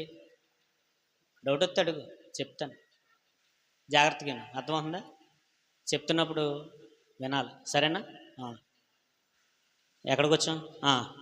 యేసు గలిలయ సముద్ర తీరం నడుచుండగా పేతురు అనబడిన సీమోను, అతని సహోదరుడైన ఆంద్రేయ అని 2 సహోదరులు సముద్రంలో వలవేటి చూచెను. వారు జాలరులు. ఆయన, నా వెంబడి రండి, నేను మిమ్మను మనుషులు పట్టు జాలరులుగా. చూడండి ఎలాంటి వారిని ఎన్నుకుంటున్నాడో చూడండి ఆయన. రేపొద్దున పిల్లల్లో అలాంటి వాళ్ళు ఉంటే దేవునికి స్తోత్రం. అలాంటి వాళ్ళు ఉండాలని నా ఆశ. యవనస్తుల్లో అలాంటి వారు ఉండాలనే నా ఆశ. రేపొద్దున మీరు మనుషులు పట్టే జాలరులు అవ్వాలి. మరి జాలరులు అవ్వాలని అంటే ఏం విడిచిపెట్టాలి? నీ సమయాన్ని విడిచిపెట్టగలుగుతున్నావా? నీ కష్టాన్ని విడిచిపెట్టగలిగినే త్యాగం నీలో ఉందా? సమయాన్ని దేవునికి ఇవ్వలేవు. నీ కష్టాన్ని నువ్వు దేవునికి ఇవ్వలేవు. నీ గురించే నువ్వు ఆలోచించుకుంటే, నీ బ్రతుకు గురించే నువ్వు ఆలోచించుకుంటే అలాంటి వాళ్ళు ప్రభువుకి అవసరం లేదు. ఈరోజు చాలామంది అలాంటి వాళ్ళు వచ్చేస్తున్నారు. స్వార్థపరులు వచ్చేస్తున్నారు. మేముంటాం అని పనిని మొత్తం శుభ్రంగా పాడు చేసి పడేస్తున్నారు. అంతే పనిని. ఏ పనిని? ప్రభువు పనిని శుభ్రంగా పాడు చేయి. ఎందుకంటే వీళ్ళ స్వార్థం ఎవరికి నష్టం? సంఘానికి నష్టం. నువ్వు అనవసరం, నువ్వు వేస్ట్. ఇంకా బతికితే వెచ్చగానే ఉండు, లేకపోతే చల్లగానే ఉండు. నులివెచ్చని స్థితి ఉంటే దేవుడు ఏమన్నాడు? ఉమ్మేస్తాను. ఉండాలనుకున్న వాళ్ళు ఎలా ఉండాలి? ఉంటే వెచ్చగానే ఉండండి, లేకపోతే చల్లగా. వెచ్చగా ఉండాలి. విప్లవకారుడు ఎలా ఉంటాడో? రగిలిపోతూ ఉంటాడు. ప్రార్థనలో రగిలిపోతాడు విప్లవకారుడు. ఆధ్యాత్మిక విప్లవ భావాలు కలిగిన వాడు ప్రార్థనలో రగిలిపోతాడు. ఆధ్యాత్మిక విప్లవ భావాలు కలిగిన వాడు బైబిలులో పట్టు సాధిస్తాడు. ఆధ్యాత్మిక విప్లవ భావాలు కలిగిన వాడు ఇతరుల గురించి ఆలోచిస్తాడు. ఆధ్యాత్మిక విప్లవ భావాలు కలిగిన వాడు తన గురించి ఆలోచించుకోడు. ఎవరి గురించి ఆలోచిస్తాడో? పరిచర్య గురించి మాత్రం ఆలోచిస్తాడు. ఆత్మల రక్షణ గురించి మాత్రమే ఆలోచిస్తాడు. అలాగ ఆలోచించిన వాళ్ళు ప్రభువుకి అనవసరం. చూడండి, విడిచిపెట్టమనగానే ఏం విడిచిపెట్టేస్తున్నారు వాళ్ళు? ఆ కాలంలో బోట్లు ఉన్నాయంటే ఎంత విలువైనవి అవి. విడిచిపెట్టగలరా యవనస్తులారా? మీకున్న తిండి పిచ్చను విడిచిపెట్టగలరా? యవనస్తులారా, మీకున్న లోకాశలను విడిచిపెట్టగలరా? యవనస్తులారా, మీకున్న ధన పిచ్చిని మీరు విడిచిపెట్టగలరా? మేము విడిచిపెట్టమండి అంటే నువ్వు ఒక నామకార్థ క్రైస్తవుడుగానే క్రైస్తవుడని చెప్పుకుంటావు అంతే. అన్ఫిట్. నువ్వు క్రైస్తవుడు అని చెప్పుకుంటావు అంటే చెప్పుకోవడానికి క్రైస్తవుడు అంతే. చెప్పుకోవడానికి క్రైస్తవుడు. నీ వల్ల సంఘానికి నష్టం, తీరని లోటు సంఘానికి. నీ వల్ల పరిచర్య దెబ్బతింటుంది. దేవుడు ఎలా నిలబడాలనుకున్నాడు? నువ్వు నిస్వార్థపరుడివై ఎలా ఉండాలి? ప్రభువు పని కొరకు త్యాగాలు నీ కష్టం కావచ్చు, నీ సమయం కావచ్చు, కొన్నిసార్లు కుటుంబం కావచ్చు, ఏదైనా కావచ్చు, ప్రభు కొరకు ఏం చేయాలి? పక్కన పెట్టేంత. అబ్రహాం అన్నాడు, లేచి నువ్వు దేశం నుండి ఏం చేస్తావు? విడిచిపెట్టే అనేటప్పటికి ఏం చేశాడు? విడిచిపెట్టు. పేతురు గారు అంటాడు, ప్రభువా ఇదిగో మేము ఏం చేస్తాం? ఎలాటోని ఎన్నుకుంటున్నాడు ఆయన? ఎందుకంటే అనేక మంది పాపంలో మునిగిపోతున్నారు. పాపంలో మునిగిపోతున్న వారికి ఏం లేదు, స్వతంత్రం లేదు. మనిషి పాపం అనే బానిసత్వంలో ఉన్నాడు. రోజుకో పాపం చేస్తున్నాడు, పూటకో పాపం చేస్తున్నాడు, గంటకో పాపం చేస్తున్నాడు, నిమిషానికో పాపం చేస్తున్నాడు. పాపాత్ములు రోజు రోజుకి పెరిగిపోతున్నారు. వాళ్ళకు స్వతంత్రంలో లేరు. వాళ్ళు దేంట్లో ఉన్నారు? బానిసత్వం. పాపం అనే బానిసత్వం. ఇప్పుడు ఈ పాపం అనే బానిసత్వం నుండి విడిపించడానికి నిన్ను నన్ను పుట్టించాడు. గుర్తెట్టుకో. మోషేని పుట్టించడానికి ఒక కారణం ఉంది, ఒక యెహోషువను పుట్టించడానికి ఒక కారణం ఉంది, ప్రవక్తలను పుట్టించడానికి ఒక కారణం ఉంది, నిన్ను నన్ను పుట్టించడానికి కారణం ఉంది. ఏటా కారణం? పోరాటం చేయాలి. ఎవరి మీద పోరాటం చేయాలి? ఆ ఇంటోళ్ళతో ఈ ఇంటోళ్ళతో కదమ్మా పోరాటం. ఏ పోరాటం? ఎవరి మీద పోరాటం చేయాలి? పాపం మీద మనం ఏం చేయాలి? ఫైట్ చేయాలి. పాపంతో ఫైట్ చేయాలి. అనేక మందిని రక్షణ మార్గంలోనికి నడిపించాలి, బాప్తిసంలోనికి నడిపించాలి. అలాంటి విప్లవ భావాలు కలిగిన వారు మీలో ఉన్నారా? విప్లవ భావాలు ఉంటే సరిపోదు, ఆ విప్లవ భావాలకు తగినటువంటి త్యాగం మనకు ఉండాలి. అలాగే చూడండి, విడిచిపెట్టేశారు. తర్వాత ఇంకా చూడండి, ఇంకా ఏం కనబడుతుంది? 21వ వచనం, ఆయన అక్కడి నుండి వెళ్ళి జబదేయి కుమారుడైన యాకోబును అతని సహోదరుడైన యోహాను అను మా ఇద్దరు సహోదరులు తమ తండ్రి అయిన జబదేయి ధోనిలో తమ వలలు బాగు చేసుకుని చుండగా వారిని పిలిచాను. వెంటనే వారు తమ ధోనిను తమ తండ్రిని విడిచిపెట్టి, కొన్నిసార్లు ఎవరిని విడిచిపెట్టాలి? ఎవరిని విడిచిపెట్టాలి? తల్లిదండ్రులను విడిచిపెట్టాలి. కొన్నిసార్లు భార్యాబిడ్డలను విడిచిపెట్టాలి. కొంతమంది ఉంటారండి, పాపం స్వార్థికులు ఉంటారండి, వాళ్ళు కుటుంబాలతో కూడా సరిగ్గా గడపరు. మనకు తెలుసు కొంతమంది ఉంటారు. అంటే ఈరోజు ఎవరన్నా కుటుంబాన్ని విడిచిపెట్టుకోవడం, ఎవరికన్నా భార్య బిడ్డలను విడిచిపెట్టుకోవడం ఎవరికన్నా సంతోషంగా ఉంటుంది? ఒక నెల రోజులు వాళ్ళ దగ్గర ఉండకూడదు. ఏం చేస్తారు? దేవుని కోసం నిలబడగలరా? ఒక సంవత్సరం ఒకవేళ దూరం అయిపోతే నిలబడగలరా? పేతురు గారు ఎన్ని సంవత్సరాలు భార్య బిడ్డలను వదిలిపెట్టేశాడు? 3.5 సంవత్సరాలు. విప్లవ భావాలు కలిగిన వాడు కుటుంబం కోసం ఆలోచించుకోలేడు. చూడండి వాళ్ళు ఎలా ఫైట్ చేశారు. బైబిల్లో ఉన్న త్యాగాలు ఎంత గొప్ప త్యాగాలండి. వాళ్ళు ఎంత గొప్ప త్యాగాలు. ఈరోజు ఏమో స్వార్థపరులతో నిండిపోయింది సంఘం, స్వార్థంతో నిండిపోతుంది సంఘం. అలాంటి వారు దేవుడికి అవసరం లేదు. ఇతరుల కన్నీరు మన కన్నీరు అవ్వాలి, ఇతరుల బాధ మన బాధ అవ్వాలి, ఇతరుల ఇబ్బందులు మన ఇబ్బందులు అవ్వాలి. పరామర్శించాలి, ప్రార్థన చెయ్యాలి. చూడండి, మోషే గారి గురించి మనం విన్నాం, యేసుక్రీస్తు వారి గురించి విన్నాం, అపోస్తుల గురించి విన్నాం. మన గురించి చివరిసారిగా మనం ముగించుకునే ప్రయత్నం చేద్దాం. మత్తయి గారు రాసిన సువార్త 10వ అధ్యాయము 36వ వచనం చూడండి. మత్తయి గారు రాసిన సువార్త 10వ అధ్యాయము 36వ వచనం చూద్దాం. ఒక మనిషిని ఇంటి వారే అతనికి శత్రువులగుదురు, తండ్రినైనను తల్లినైనను నాకంటే ఎక్కువగా ప్రేమించేవాడు నాకు పాత్రుడు కాడు.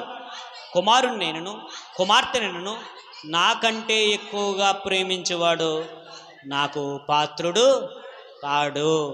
విప్లవ భావాలు కలిగిన వాడు ఎవరిని ఎక్కువ ప్రేమించకూడదట. అప్పుడప్పుడు మా మిస్సెస్తో మాట అంటాను, నేనంటే చాలా ఇష్టం కదా నీకు అంటాను. ఇష్టం, నాకన్నా ఎక్కువ దేవుణ్ణి ప్రేమించండి, నన్ను ఎక్కువ ప్రేమించుకో అంటాను. ఎందుకంటే విప్లవ భావాలు కలిగిన వాడు ఎవరిని ప్రేమించాలి? ప్రభువుని ప్రేమించాలి. నన్ను ఎక్కువ ప్రేమించద్దు సుమా, ఎక్కువ ఎట్టి బస్సులోనే ప్రేమించద్దు. నాకన్నా ఎక్కువ ఎవరిని ప్రేమించాలి? నాకన్నా ఎక్కువగా ప్రేమించింది అనుకోండి, ఒకవేళ నేను లేను, నేను పోయాను, నా భర్త లేడు అని పరిచర్యని విడిచిపెట్టదు. నాకన్నా ఎక్కువ ప్రేమిస్తే, నన్ను ఎక్కువ ప్రేమిస్తే ప్రభు పనిని పక్కన పెట్టేస్తారు. మన 2 కుమారులు చచ్చిపోయారు. 2 కుమారులు చచ్చిపోయిన తర్వాత కొడుకుల్ని ఎక్కువ ప్రేమిస్తే, బిడ్డల్ని ఎక్కువ ప్రేమించాడు అనుకోండి, పరిచర్ని ఏం చేయలేడు. ఏమన్నాడు? నా బిడ్డలు దేవుని సన్నిధిలో ఏం చేస్తున్నారు? అది ఆధ్యాత్మిక విప్లవ భావాలు కలిగిన స్థితి అంటే. ఈరోజు అటువంటి ఆలోచన దృక్పథం మనల్ని ఎంతమంది ఉంది? భార్యని ఎక్కువ ప్రేమించి పరిచర్ని పక్కన పెట్టేవాడు వేస్ట్. నువ్వు పరిచర్కి పనిచేయి, పక్కకు పో. బిడ్డల్ని ఎక్కువగా ప్రేమించేవాడు విప్లవ భావానికి పనిచేయలేడు. మనం ఎవరిని బట్టి ప్రేమించాలో తెలుసా? అమ్మనైనా, నాన్ననైనా, భార్యనైనా, బిడ్డలనైనా ప్రభువును బట్టి ప్రేమించాలి. వారిని బట్టి ప్రభువుని ప్రేమించకూడదు. నీకున్న కుటుంబాన్ని బట్టి ప్రభువుని ప్రేమించావనుకో, కుటుంబం కోసం ఎవరిని వదిలిపెట్టేస్తావు? భార్యచారిని వదిలి పక్కనట్టేస్తావు అంతే. ఎందుకంటే నీకు ఎవరు ఎక్కువ? నీ కుటుంబం ఎక్కువేమో, నాకు పరిచర్యే ఎక్కువ. పరిచర్యని ఎక్కువ ప్రేమిస్తున్నావా? కుటుంబాన్ని ఎక్కువ ప్రేమిస్తున్నావా? కుటుంబాన్ని ప్రేమించేవాడు అయితే పో, లోకంలో పో, నీ వల్ల వేస్ట్. భార్యని ఎక్కువ ప్రేమిస్తున్నావా? నువ్వు అనవసరం, వేస్ట్. పరిచర్యకి పనిచేయవు, పో, పక్కకు పో. భార్యనైనా బిడ్డలనైనా ఎవరికైనా ఎక్కువ ప్రేమించకూడదు. ప్రభువును బట్టి భార్యను ప్రేమించాలి. ప్రేమిస్తాం మరి మీ భార్య అంటే మీకు ప్రేమ లేదంటే ఉందే. ఎవరిని బట్టి ప్రేమ? ప్రభువును బట్టి భార్యని ప్రేమిస్తాను. తను ఎవరిని బట్టి నన్ను ప్రేమించాలి? ప్రభువును బట్టి నన్ను ప్రేమించాలి. నేను బిడ్డలను ప్రేమిస్తాను. ఎవరిని బట్టి ప్రేమిస్తాను? ప్రభువును బట్టి ప్రేమించే మనకు అందరినీ సమానంగా ప్రేమిస్తాం. ప్రభువును బట్టి ప్రేమ కాదనుకోండి ఒకళ్ళ మీదే ఉంటుంది. ప్రభువును బట్టి ప్రేమ కాదనుకోండి కుటుంబం మీదే ఉంటుంది. ప్రభువును బట్టి ప్రేమ కాదనుకోండి వ్యక్తుల మీదే ఉంటుంది. కానీ మన ప్రేమ ఎలా ఉండాలి చెప్తున్నాడు. నాకన్నా ఎక్కువగా ఎవరిని కూడా ఏం చేయొద్దు అన్నాడు? ప్రేమించకూడదు. ప్రేమిస్తే నీ వల్ల సంఘానికి ఏంటి? అరిష్టం. అందుకనే పేతురు గారు కుటుంబం కన్నా ఎవరిని ఎక్కువ ప్రేమిస్తాడో? ప్రభువునే ప్రేమిస్తాడు. అపోస్తలులు కుటుంబం కన్నా ఎవరిని ఎక్కువ ప్రేమిస్తారో? ఇస్కరియోతు యోధ. వాడికి దేని మీద ప్రేమ? ఎన్నిసార్లు చెప్పినా మార్చుకోడు వీడి బుద్ధి. వీడికి డబ్బు మీద ఉన్న పిచ్చి పోతిడికి. ఎవరికే? యోధాకంతా డబ్బే. డబ్బు కోసం సాక్ష్యం పోయినా పర్లేదు, డబ్బు కోసం గడ్డి తిన్నా పర్లేదు, డబ్బు కోసం డబ్బు కోసం డబ్బు కోసం ఎంతమంది చీ అన్నా పర్వాలేదు. అలా ఉండకూడదు. చీ అనిపించుకుని ఇలా ఉండకూడదు. అలా ఉంటే మనం ప్రభువుకి అనవసరం. లోకాశలు మనం ప్రేమించకూడదు. తిండి మీద వ్యామోహం ఉండకూడదు. లోకాశల మీద వ్యామోహం ఉండకూడదు. అవసరాలకు ఇబ్బంది లేదు. అవసరాలు దేవుడు వద్దని ఎప్పుడు కూడా చెప్పలేదు. మీ అవసరాలు ఏం చూస్తా అన్నాడు? ఆయన పెడతాడు, ఇబ్బంది ఏం లేదు. ఆయన చూస్తాడు, ఇబ్బంది ఏమీ లేదు. కానీ మీకు అంతమందికి అర్థమవుతుందో లేదు తెలియదు, కానీ ఆధ్యాత్మిక స్వతంత్రం కోసం ఏమైపోయారు వాళ్ళు? త్యాగాలు చేస్తారు. వాళ్ళ కష్టాన్ని త్యాగం చేస్తారు. వాళ్ళ ఇష్టాలను చంపుకున్నారు. వాళ్ళ కుటుంబాలకు దూరం అయ్యారు. అలాంటి వారి కోసం ప్రభు వెతుకుతున్నప్పుడు కనబడ్డారు అపోస్తలులు, కనబడ్డారు ఆదిమ సంఘం. స్వతంత్రం రావాలి. ఒక మద్యం నుండి విడిపించబడాలంటే, ఒక త్రాగుబోతు మారాలంటే ఎవరు మారాలి? మనం. ఒక త్రాగుబోతు మారాలంటే, త్రాగుబోతు బానిసత్వంలో నుండి రావాలంటే, విప్లవ భావాలు కలిగిన వారు ఎక్కడ ఉండాలి? సంఘంలో ఉండాలి. నీ స్వార్థం చూసుకుంటే నీ మాట చల్లదు. ఒక తాగుబోతు మారాలన్నా, ఒక తిరుగుబోతు మారాలన్నా విప్లవ భావాలు కలిగిన వ్యక్తులు సంఘంలో నిలబడాలి. ఈరోజు మీలో ఎంతమంది విప్లవ భావాలు కలిగిన వాళ్ళు ఉన్నారో? చచ్చి మూతబడిపోవాలనుకుంటున్నారా? సంఘం ఉద్యమింపబడాలనుకుంటున్నారా? చచ్చి మూతబడిపోయినా పర్వాలేదు అనుకుంటే ఇబ్బంది ఏం లేదు. నాయకుడు ఎక్కడికి వెళ్ళినా బతికేస్తాడు. నాయకుడు ఎక్కడికి వెళ్ళినా బతికేస్తాడు. నాయకుడు చేతకానివాడు కాదు. నాయకుడు ఎక్కడికి వెళ్ళినా బాగుంటాడు. పనివాడికి ఎక్కడైనా పనిస్తారో, పనివాడిని పిలిచి మరీ పనిస్తారో. పని లేని వాడే బతకలేడు. గుర్తెట్టుకోండి, సంఘంలో మనం ఎలాంటి వారం ఉండాలనంటే విప్లవ భావాలతో రగిలిపోవాలి. ఎటువంటి విప్లవ భావం? అనేక మంది పాపం అనే బానిసత్వంలో కొట్టుకుపోతున్నారు. ఒక్కొక్కడికి ఒక్కొక్క బానిసత్వం. ఒకడికి మందు, ఒకడికి కామం, ఒకడికి జోదం. ఇలాంటి వారంతా కూడా రక్షించబడాలి అని అంటే సంఘంలో ఎలాంటి వారు కావాలి? త్యాగం చేసేవాళ్ళు కావాలి. అందులో నువ్వు ఉంటానంటే ఉండు, లేదంటే ఏం చేయలేం. గుర్తెట్టుకోండి, మన సంఘం ఉజ్జీవింపబడే సంఘంగా ఉండాలి. నువ్వెప్పుడు కూడా విప్లవ భావాలతో నువ్వు ఉండాలి. విప్లవ భావాలతో నువ్వు ఉండాలి అంటున్నాడు కదా. ఏమంటున్నాడో చూడండి. నాకన్నా తల్లినైనను తండ్రినైనను ఎక్కువగా ప్రేమించేవాడు నాకు పాత్రుడు కాడు. కుమార్తెను ప్రేమించేవాడు నాకు పాత్రుడు కాడు. చివరిసారికి ఇంకో వాక్యం చూపించి ముగించేస్తాను. తిమోతి రాసిన 2వ పత్రిక 2వ అధ్యాయము. తిమోతి గారు రాసిన 2వ పత్రిక 2వ అధ్యాయము 1వ వచనం ఒకసారి మనం చూద్దాం. నా కుమారుడా, క్రీస్తు యేసునందున్న కృపచేత బలవంతుడు కమ్ము. నీవు అనేక సాక్షులు ఎదుట నా వలన విన్న సంగతులు ఇతరులు బోధించుటకు సామర్థ్యము గల నమ్మకమైన మనుషులకి ఏం చేయమంటున్నాడో, ప్రభు పని ఎవరికి అప్పగించాలట? నమ్మకం ఉండాలి ప్లస్ సామర్థ్యం ఉండాలి. నమ్ముతున్నాం, నమ్మకం ఉందని, సామర్థ్యం ఉందని నమ్మకాన్ని ఎట్టి పరిస్థితుల్లోనూ ఒమ్ము చేసుకోకండి. అర్థమవుతుందా? నమ్ముతున్నాం, నీకు నమ్మకం ఉండాలి, నీకు సామర్థ్యం ఉండాలి. నమ్మకం లేదు, సామర్థ్యం లేదనుకో, ప్రభు పనికి అలాంటి వాళ్ళు మరి ఎలాంటి నమ్మకం, ఎలాంటి సామర్థ్యం ఉండాలి అని ప్రభు చెప్తున్నాడు అన్నది ఒకసారి ఇంకా మన కిందకి వెళ్ళే గొల్లు మనం ఆలోచిద్దాం. మంచి సైనికుని వలె నాతో కూడా ఏం చేయమంటున్నాడో, రా తిమోతి రా, నాతో పాటు రా, నువ్వు ఎలాంటోడువో నాకు తెలుసు, నాతో పాటు రా, నాతో పాటు రా, నాతో పాటు నువ్వు శ్రమను అనుభవించు, నాతో పాటు కష్టాన్ని అనుభవించు. సైనికుడు ఎలా ఉంటాడట? సైనికుడికి సరైన ఆహారం దొరుకుతుందండి బార్డర్లో? సైనికుడికి సరైన ఆహారం దొరకదు. నిద్ర ఉంటుందా సైనికుడికి? ఏ శత్రువు ఎలా వస్తాడో తెలీదు, ఎప్పుడు యుద్ధం చేయాలో తెలీదు. సైనికులకి సదుపాయాలు ఉండవు. అయినా సరే వాళ్ళు చలికి కానీ, ఎండకు కానీ, వానకు కానీ ఏం చేయాలి? దేవుడు పని చేసేవాడు చలిని లెక్క చేయకూడదు, దేవుడు పని చేసేవాడు తిండిని లెక్క చేయకూడదు. అప్పుడప్పుడు మా వాడికి చెప్తూ ఉంటాను, అత్యన్ని ఇత్యన్ని అంటాడు, అన్నీ తినంటాను. కాకరకాయ పెడితే కాకరకాయ తినంటాను, దోసకాయ నచ్చండి దోసకాయ తినంటాను. ఎందుకని? ఇప్పుడే అన్నీ అలవాటైతే రేపు ఏవైనా సరే, ఈరోజు మా వాడికి ఇష్టం ఉండదండి, తిండండి, తిండం. రేపొద్దున అయ్యే చెప్తాడు, నాకు అది ఇష్టం, నాకు ఇది ఇష్టం, నాకు ఇష్టం వచ్చినట్టే చేసుకుంటాను. ఈ మాటలు అది కాదు. ప్రభు పరిచర్యలో ఉండేవాడికి అన్ని ఇష్టాలు కూడా ఏది పెట్టినా ఏం చేయాలి? తినే పరిస్థితి. కొన్ని ఆరోగ్యాల నిమిత్తం తినరు, వాటిని పక్కనట్టు ఇబ్బంది లేదు. చూడండి, సైనికుడికి ఏముంటుంది? సరైన నిద్ర ఉండదు, సరైన ఆహారం ఉండకపోవచ్చు, కొన్ని పరిస్థితులు, ఇబ్బందికరమైన పరిస్థితులు ఉండొచ్చు. ఏమండి, తర్వాత చూడండి ఇంకా ఏమని మాట్లాడుతున్నాడు.